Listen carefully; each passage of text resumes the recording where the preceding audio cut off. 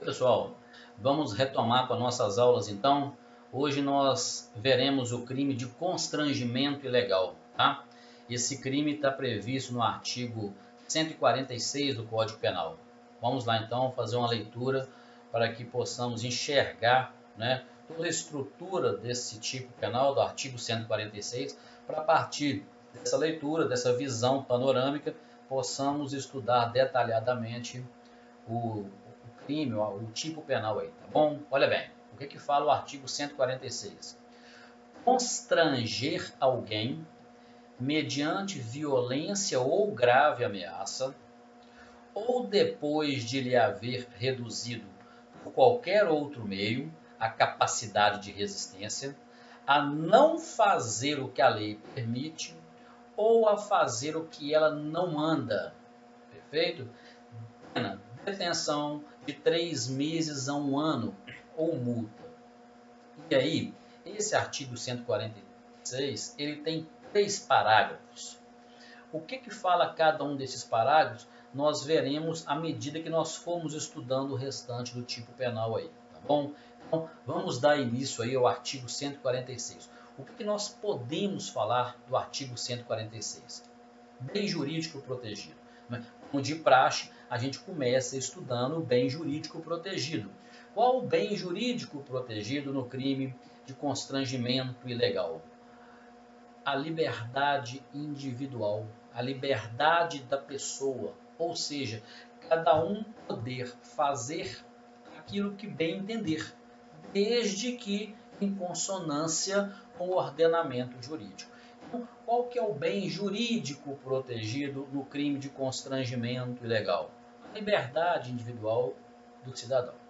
E esse artigo 146, ele encontra fundamento em um artigo muito importante da Constituição Federal. Lá no artigo 5º da Constituição Federal, inciso 2, é a seguinte redação: ninguém será obrigado a fazer ou deixar de fazer alguma coisa, senão em virtude de lei.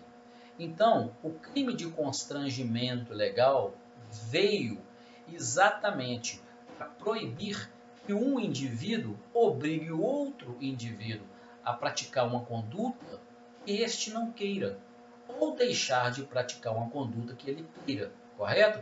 Evidentemente que nós teremos algumas peculiaridades que nós veremos ao longo da aula aí, tá? Mas então, o crime de constrangimento ilegal, ele protege o que? A liberdade individual da pessoa, né? Então, como que eu poderia definir de uma maneira mais simples a liberdade individual?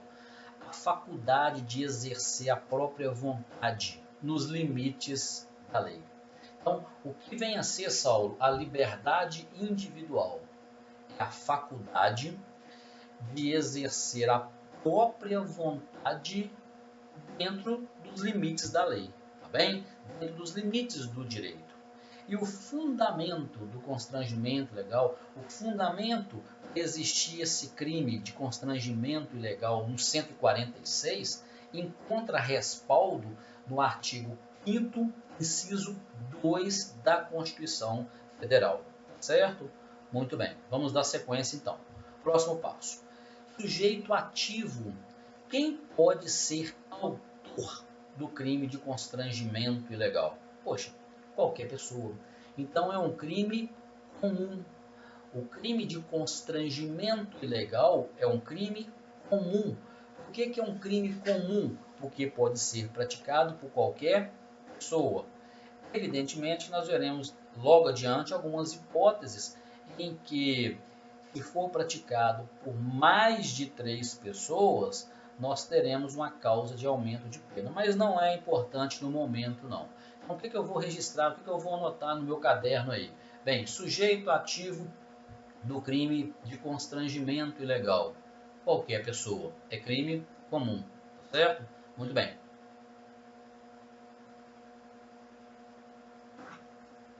Sujeito passivo. Quem pode ser vítima do crime de constrangimento ilegal? Agora interessante. Quem é que pode ser vítima do crime de constrangimento ilegal? Saulo, qualquer pessoa. Não é qualquer pessoa. Nós teremos algumas hipóteses, algumas pessoas que não podem ser vítimas de constrangimento ilegal. Olha só, num primeiro momento, para eu registrar, eu posso até dizer, olha, vítima do crime de constrangimento ilegal. E pode ser sujeito passivo, qualquer pessoa. Aí você vai colocar uma observação. No entanto, não pode ser vítima de constrangimento ilegal. Primeiro, os doentes mentais. Doentes mentais, aqueles que não conseguem, que não têm a faculdade, não é? A rigidez mental para exercer sua faculdade, sua própria vontade, sua manifestação livre, né, de desejo de fazer alguma coisa ou de deixar de fazer alguma coisa, correto? O bêbado que está totalmente embriagado também não pode ser vítima desse crime. Não é? As crianças, não é? Quando eu digo crianças, as crianças pequenas ainda, 2, 3, 4 anos, ou seja, essas crianças não têm vontade, não têm essa liberdade individual para poder fazer o que querem. Você já imaginou uma criança de 4 anos que quer pular numa piscina? E aí você segura a criança e não deixa a criança pular na piscina. Poxa, você está praticando crime de constrangimento ilegal? Claro que não, você está protegendo a criança. Então, aquelas crianças de tenra idade também não podem ser vítima de constrangimento ilegal. Por quê? Elas não têm essa aptidão para poder exercer na sua plenitude essa faculdade de manifestação, de exercício da própria vontade, tá bom? E por finalizar, uma outra espécie, uma outra circunstância em que as pessoas não podem ser vítimas. Quais? Saulo, o bem jurídico protegido no crime de constrangimento ilegal é a liberdade individual. Muito bem. As pessoas inconscientes, elas não têm como exercer a sua vontade. Então elas também não podem ser vítima de constrangimento legal. Quer um exemplo? Você obrigar uma pessoa a entrar no carro. Isso é constrangimento ilegal sem que ela queira entrar no carro? É constrangimento legal. Agora, você pegar uma pessoa que está inconsciente, colocar no carro para levar essa pessoa a um hospital, configura constrangimento legal? Não, não configura constrangimento legal. Por quê? Porque ela não podia ser vítima. Mesmo ela tendo entrado naquele carro, ela não tinha como exercer sua vontade. Ela não tinha liberdade individual naquele momento para poder manifestar. Não é? Ou seja, ela estava em situação de inconsciência. Portanto, quem é que não pode ser vítima? Quem é que não pode ser sujeito passivo do crime de constrangimento legal? Anotem aí. Primeiro, os doentes mentais. Segundo, o embriagado, aquele ébrio, embriaguez total, correto? Terceiro, as crianças, não é, de tenra idade, 2, 3, 5 anos, 6 anos, correto? Elas estão sujeitas à vontade dos pais, correto? Bem, e por último, quem está em situação em estado de inconsciência. Então são pessoas que não podem ser vítima de constrangimento legal, por quê? Porque elas não têm naquele momento, naquela circunstância, a plenitude de sua liberdade individual, que é o bem jurídico protegido. Então, se não há liberdade individual, não haverá o crime, correto? A liberdade individual a ser protegida, não haverá o crime. Muito bem, vamos dar sequência. Tipo subjetivo. O crime de constrangimento legal é punido a título de dolo ou de culpa. Muito simples. Eu vou no Código Penal, faço uma leitura do artigo que a gente está apreciando, o artigo 146, faço uma leitura na íntegra. Se em momento algum ele disser sobre a ação penal, né, ou seja, se ele não disser que se procede mediante representação ou que se procede mediante queixa, se ele for omisso com relação a essas observações, eu já sei que é crime de ação penal pública incondicionada, correto? Mas E com relação ao dolo e à culpa, Saulo, se o crime não disser nada também com relação ao dolo, ao tipo subjetivo, ou seja, se o crime não disser no seu inteiro teor que é punido a título de culpa, eu sei que é o crime punido a título de dolo. Então deixa eu separar, que eu acabei fazendo uma mistura aqui. Muito bem, eu estou falando do tipo subjetivo. É um crime punido exclusivamente a título de dolo. Lembrando que eu tenho o dolo direto, o dolo indireto com suas divisões, correto? Eu tenho o dolo geral, mas não é o caso específico da nossa aula. Acabei fazendo uma abordagem aqui sobre a ação penal que eu vou tratar logo adiante. Então, estou recapitulando para eu colocar de maneira organizada no meu caderno, não atropelar a linha de raciocínio. Eu já vi o bem jurídico, eu já vi o sujeito ativo, eu já vi o sujeito passivo e eu estou vendo agora o tipo subjetivo. Então, o crime de constrangimento ilegal, ele é punido a título de dolo tão somente. Por que não é punido a título de culpa, Saulo? Porque não há expressa previsão legal de punição por esse crime a título de culpa. Para que eu saiba se há expressa previsão legal ou não, basta você ir no artigo 146 e fazer uma leitura. Se ele não tiver punição a título de culpa, significa que é punido tão somente a título de dolo. Muito bem? Ótimo. Agora você vai colocar aí tipo objetivo. Saulo, o que é estudar o tipo objetivo? Gente, tipo objetivo é você pegar a redação do artigo, né, e estudar pormenorizadamente, parte a parte, as palavras que compõem esse artigo, ou seja, os elementos do tipo penal, né? Os elementos subjetivo, normativo, descritivo, certo? Então, vamos lá, coloca aí tipo objetivo para que nós possamos fazer a leitura. Muito bem, recapitulando. Qual que é o núcleo do artigo 146? Constranger alguém mediante violência, Então, quando eu falo em núcleo, o que é núcleo do crime? O que é núcleo do tipo penal? É o verbo principal. Então, eu já sei que o verbo principal do artigo 146, você vai lá no seu código e vai sublinhar, é constranger. Então, o que significa constranger? Constranger significa coagir, obrigar, compelir, forçar alguém a fazer algo que esse alguém não queira. Ou obrigar, forçar alguém a deixar de fazer algo que ele queira. O constrangimento ilegal é esse caráter de coação, constrangimento, obrigar uma pessoa. E como vai ser como vai se realizar essa obrigatoriedade, esse constrangimento? Mediante violência ou grave ameaça. Né? E aí essa violência tem que ser uma violência o quê? Pode ser uma violência física, como pode ser uma ameaça. Né?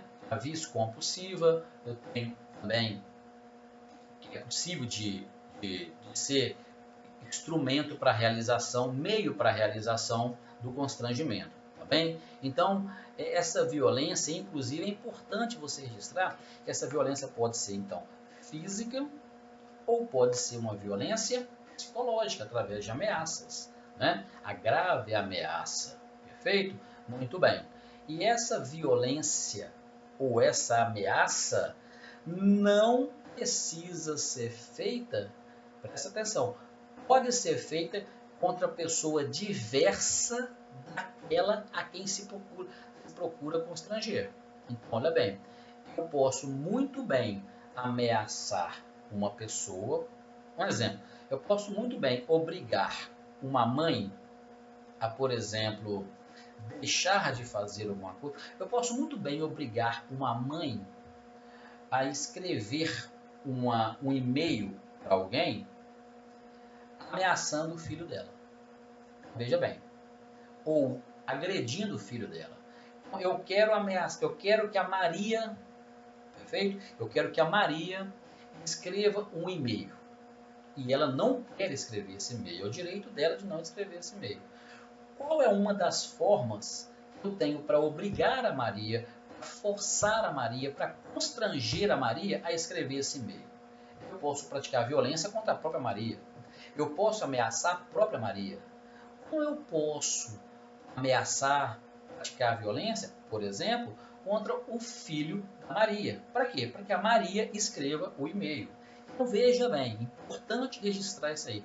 Essa violência, essa grave ameaça pode ser exercida contra uma pessoa diversa, o filho, por exemplo, daquela a quem se procura constranger, a Maria. Perfeito? Não vamos esquecer isso aí. Muito bem. E esse constrangimento, essa obrigatoriedade, é para quê? Para que a pessoa deixe de fazer alguma coisa que ela gostaria de fazer, ou faça alguma coisa que ela não gostaria de fazer. Ou seja, esse constrangimento é para que a pessoa pratique uma ação ou fique omissa. Alguns exemplos. Eu posso constranger uma pessoa a mudar de domicílio. Isso acontece. Por exemplo, traficantes de drogas em determinadas comunidades, eles obrigam moradores a saírem de determinada residência, para que eles ocupem aquela residência e possam usar aquela residência para fazer o quê? O tráfico de drogas. Então, essa obrigatoriedade para que determinados moradores saiam de uma residência configura constrangimento legal. Os moradores não gostariam de sair dali. Então, exemplos que eu tenho de constrangimento legal. Obrigar alguém a mudar de domicílio, a escrever um e-mail, obrigar alguém a não ir a uma festa, obrigar alguém a entrar num veículo, entendeu? Obrigar alguém a assistir um programa de televisão. Tá? Então, veja bem, isso é o constrangimento legal. Eu ameaço alguém, né? Eu obrigo alguém, mediante violência ou grave ameaça, a fazer algo que esse alguém não quer. Ou que se alguém deixe de fazer alguma coisa que ele queira. Tá bom?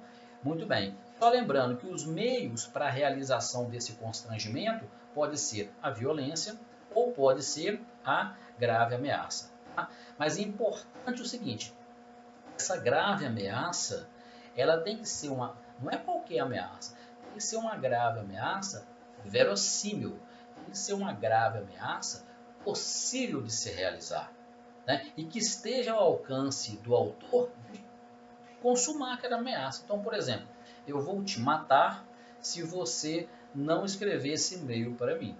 É constrangimento legal. Né? Agora, eu vou te mandar para a Lua se você não escrever esse e-mail para mim. Você vai para o quinto dos infernos se você não escrever esse e-mail para mim.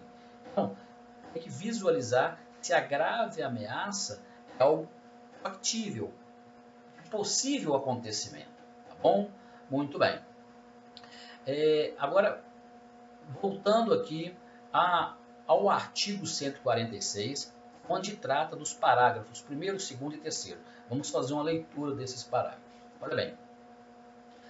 As penas aplicam-se cumulativamente e em dobro quando, para a execução do crime, se reúnem mais de 3 pessoas ou há emprego de arma. Então, nós estamos vendo aqui uma hipótese de causa de aumento de pena, ou seja, quando o constrangimento for praticado por no mínimo 4 pessoas. Tá? Atenta para isso. Ou houver emprego de armas. Tá bom? Muito bem. Parágrafo 2º. Além das penas combinadas, aplicam-se também as penas correspondentes à violência. Se, por exemplo, para obrigar alguém a fazer alguma coisa, você realiza atos de lesão corporal contra esse alguém, quais crimes que eu terei? O de constrangimento legal e o de lesão corporal. Tá bom? Muito bem. Parágrafo 3º. Esse parágrafo 3º é interessantíssimo, é fantástico. Ele diz o seguinte, não configura, né, não configura constrangimento legal. Com a redação diferente, né? Ele diz, na verdade, o seguinte, não se compreendem na disposição deste artigo. Enfim, não configura constrangimento legal. Intervenção médica ou cirúrgica sem o consentimento do paciente ou de seu representante legal, se justificada por iminente perigo de vida, ou a coação exercida para impedir suicídio. Muito bem. Nestas duas hipóteses, está dizendo o seguinte: alguém pode forçar outrem para que esse outrem não suicide, pode segurar outrem. Né?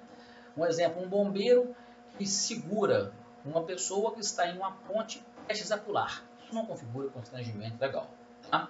Uma outra hipótese, o médico que realiza procedimentos médicos em alguém sem autorização desse alguém ou de algum parente em razão da urgência, do iminente perigo de vida. Ou seja, também não configura constrangimento ilegal. E aí existe uma discussão na doutrina dizendo o seguinte: esse parágrafo terceiro, ele é uma causa de exclusão da tipicidade ou é uma causa de exclusão da antijuridicidade? Muito bem. Alguns doutrinadores seguem a primeira corrente, outros seguem a segunda. Qual é o raciocínio que eu tiro?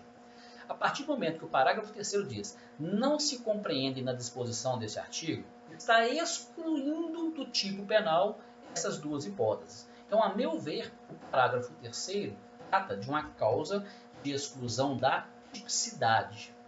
Embora, nas entrelinhas, tanto do inciso 1 do parágrafo terceiro como do inciso 2 do mesmo parágrafo terceiro, nós temos de maneira explícita ali demonstrado o estado de necessidade, o exercício regular do direito, o estrito cumprimento do dever legal, conforme o caso. Então, acho que é uma discussão um pouco vazia, tem muito efeito prático, tá? Mas é bom que nós saibamos. O parágrafo terceiro, existem duas correntes a respeito da natureza jurídica dele.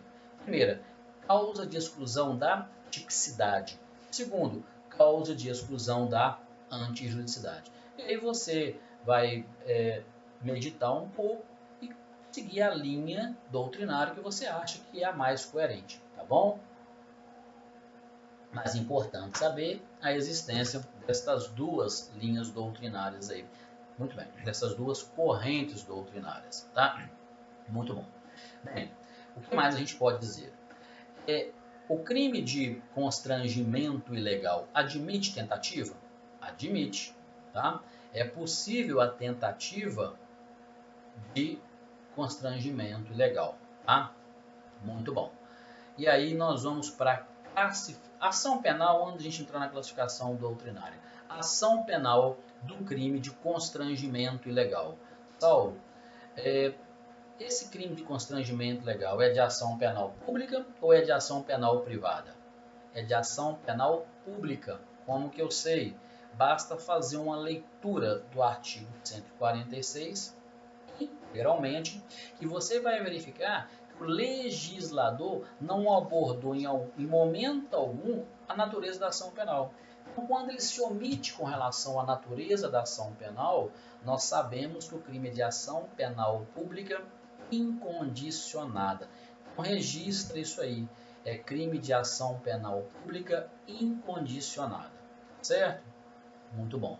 Agora vamos para a classificação doutrinária do crime de constrangimento legal. Vocês podem perceber que é uma análise mais simples do constrangimento legal, dada as suas poucas peculiaridades, ser um crime pequeno potencial ofensivo, na verdade, né? Um crime menos complexo. Na verdade, é um crime até simples de apreciação, de estudo, tá?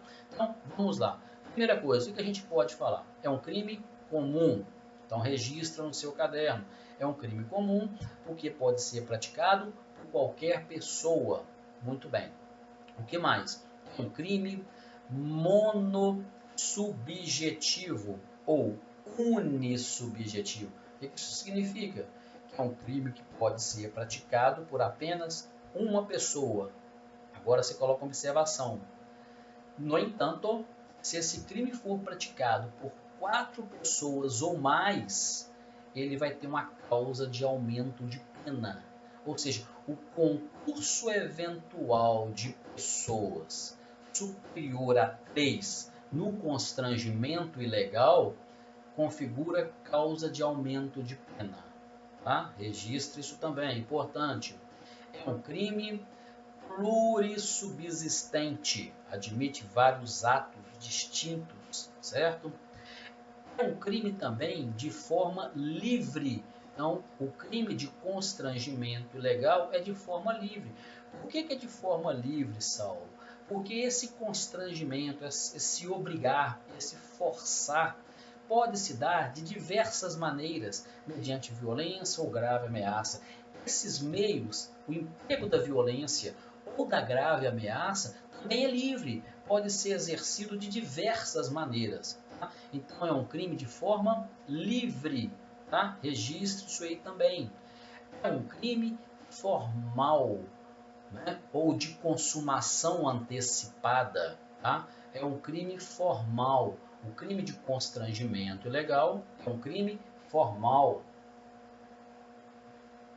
Muito bem, nós estamos quase chegando ao final dessa nossa abordagem do crime de constrangimento ilegal. Tá? Vamos continuar aí. Olha só, se você fizer uma leitura novamente do artigo 146, você verá que a pena do constrangimento legal é de 3 meses a 1 ano. Eu já consigo enxergar com antecedência. Poxa, é um crime de pequeno potencial ofensivo. Por que é de pequeno potencial ofensivo? Porque a pena máxima dele é inferior a 2 anos. Então, se é um crime de pequeno potencial ofensivo, é um crime sujeito ao rito do juizado especial criminal, previsto lá na Lei 9.099 de 1995, né? Lavratura de termo circunstanciado de ocorrência, correto? Com o compromisso do autor de comparecer em juízo em data, em audiência em data previamente agendada, para uma autocomposição ou para uma transação penal, matéria que vocês verão mais adiante no curso. Tá? Muito bom. Saulo, é possível suspro nesse caso? Olha bem, em regra não haverá suspro porque tramita sob um rito sumaríssimo. No entanto, se nós tivermos a prisão em flagrante do autor, por ele ter se recusado a assinar o termo de compromisso, e esse crime tramitar no juízo comum, é possível haver a suspensão condicional do processo, o SUSPRO. O que é o SUSPRO? Lá do artigo 89 da Lei 9.099, o juiz, analisando o feito, propõe ao réu uma suspensão do processo dele, num período de 2 a 4 anos, correto? E aí, se nesse período de 2 a 4 anos, que foi estabelecido naquele caso, o réu não voltar a reincidir, atender às condições impostas pelo juízo criminal, estará extinta a punibilidade do crime. Então, é um crime que cabe suspro. Mas qual é o requisito primeiro para eu verificar se cabe suspro? Pena mínima igual ou menor a 1 ano. Nesse caso, a pena mínima do constrangimento legal é de 3 meses. Então, cabe o suspro também, tá? Então, e se o indivíduo for conduzido à delegacia em flagrante delito, não aceitar assinar o termo de compromisso para comparecer em audiência, ele vai ser autuado em flagrante delito, não é? E cabe fiança nesse caso? Cabe fiança. Por que cabe fiança? A fiança policial é possível para todos os crimes cuja pena máxima prevista em lei, a pena em abstrato, seja de até 4 anos. Se você voltar aí no Código Penal, no 146, vai verificar que a pena máxima do constrangimento legal é de 3 meses a 1 ano, correto? Então, uma abordagem rápida, né, do crime de constrangimento legal e de ação penal pública incondicionada, ok? Vamos deixar aqui agora aquelas perguntas normais a todo término das nossas aulas para vocês responderem e mandarem para o meu e-mail sgvmansur@yahoo.com.br, tá? Alguns por algum motivo estão deixando de encaminhar ou estão encaminhando de maneira tardia. Gentileza tentar seguir o nosso cronograma aí, tá certo? Então vamos lá. Primeira pergunta. O crime de constrangimento ilegal encontra fundamento na Constituição Federal? O crime constrangimento ilegal encontra fundamento na Constituição Federal? Em caso afirmativo, em qual dispositivo da Constituição Federal? Primeira pergunta.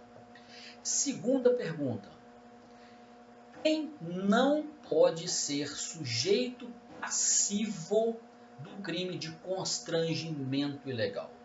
Segunda pergunta. Quem não pode ser sujeito passivo do crime de constrangimento ilegal? Ok? Terceira pergunta. O parágrafo 3º do artigo 146. Qual a natureza jurídica dele? Ok? E justifique o seu entendimento. Qual a natureza jurídica do parágrafo 3º do 146? Certo? Quais são as correntes doutrinárias acerca desta natureza jurídica? Qual a corrente doutrinária a qual você se filia? Justifique. Correto? Próxima pergunta. É cabível fiança na fase policial para o crime de constrangimento ilegal? Sim ou não? Justifique. Tá? Muito bem. Gente, nós estamos encerrando agora essa aula de constrangimento legal, que é um crime contra a liberdade individual. Na nossa próxima aula, nós veremos o artigo 147, que trata do crime de ameaça, tá bom? E daremos sequências. Um grande abraço para vocês e até o nosso próximo encontro aí. Até mais. Tchau, tchau.